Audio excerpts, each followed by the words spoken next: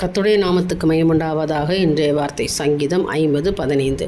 ஆபத்து காலத்தில் என்னை நோக்கி கூப்பிடு, நான் உன்னை விடுவிப்பேன், நீ என்னை மகிமைப்படுத்துவாய். எனக்கு அருமையானவர்களை, ஆபத்து வரும்போது ஆண்டவரை நோக்கி பாருங்கள். இல்லை, நீங்கள் விசுவாசத்தோட தேவனை நோக்கி பாருங்கள். ஆண்டவரே, என்னை நீங்கள் பாதுகாத்து கொள்ளுங்கப்பா, எனக்கு ஆபத்து கிட்டி இருக்குது ஆண்டவரே, உபத்திரவத்தின் மத்தியில் இருக்கிற ஆண்டவர் என்று சொல்லி அவரை நோக்கி கூப்பிடும் பொழுது ஆண்டவர் விடுதலை கொடுக்கிறவராக இருக்கார். அவர் உங்களை விடுவிப்பார். ஏனென்றால் அவர் சொன்னபடியே உங்களை கர்த்தர் உங்கள் கட்டுகள்லேருந்து உடைத்து உங்களை விடுவித்து உங்களை பாதுகாக்கிற தேவனாக இருக்கிறார் இல்லையா? அப்படி அவர் உங்களை பாதுகாக்கும் போது நீங்கள் அவரை மகிமைப்படுத்தும்படியான ஒரு சாட்சியை வைப்பார். ஹல்லேலூயா.